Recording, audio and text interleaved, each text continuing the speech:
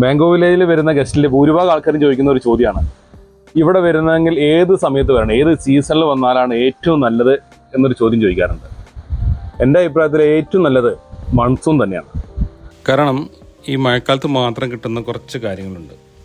സത്യത്തിൽ കൊല്ലം കൊണ്ട് സംബന്ധിച്ച് ഓരോ സീസണിലും ഓരോ ഭംഗിയാണ്.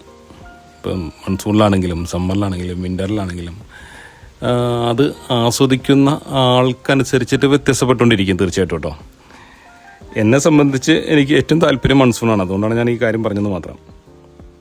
പ്രകൃതി സൗന്ദര്യം മുഴുവനായിട്ട് ഇങ്ങനെ ആസ്വദിക്കാൻ ആഗ്രഹിക്കുന്നവർ, മഴയെ കൂടുതൽ ഇഷ്ടപ്പെടാൻ ആഗ്രഹിക്കുന്നവർ, ഇവർക്കെല്ലാം ഏറ്റവും നല്ല തീർച്ചയായിട്ടും ഈ മൺസൂൺ തന്നെയാണ്. ഈ മഴക്കാലത്ത് ഈ കോട്ടയൻ്റെ ഈ വരാന്തയിൽ ഇരുന്ന് ഈ മലയിൽ ഇങ്ങനെ നോക്കിയിരിക്കാനൊക്കെ എന്ത് രസമെന്ന് അറിയാം. ഈ നേരെ കാണുന്നതാണ് നമ്മളെ ഈ സീതാർകുണ്ട് വെള്ളച്ചാട്ടം. നല്ല മഴ പെയ്യുന്ന സമയത്ത് ഈ മലയിൽ ഇങ്ങനെ ചെറുതും വലുതുമായിട്ടുള്ള ഒരുപാട് വെള്ളച്ചാട്ടങ്ങളുണ്ടാവും. അതെല്ലാം ഇങ്ങനെ കണ്ടുകൊണ്ടിരിക്കാൻ ഭയങ്കര രസമാണ്. ആ വെള്ളച്ചാട്ടത്തിൻ്റെ ശബ്ദം നമുക്ക് ഇവിടെ ഇങ്ങനെ ഇരുന്ന് ആസ്വദിക്കാൻ പറ്റും.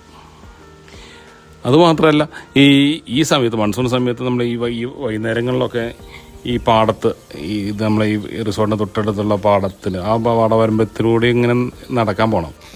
അപ്പം ഈ ചീവിടിൻ്റെയും തവളേൻ്റെയും അതിൻ്റെയൊക്കെ ഇങ്ങനെ ശബ്ദം കേൾക്കാം.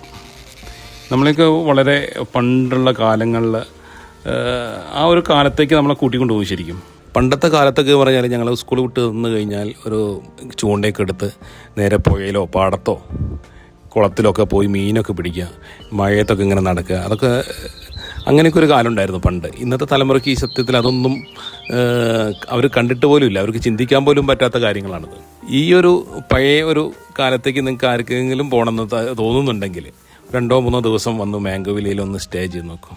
നിങ്ങളെ പുതുതലമുറയെയും കൂടെ കൂട്ടുകയാണെങ്കിൽ അവർക്ക് കൂടെ പറഞ്ഞു കൊടുക്കാൻ പറ്റും ഞങ്ങൾ പണ്ട് ഇങ്ങനെയൊക്കെ ചെയ്തിരുന്നു എന്നുള്ളത്.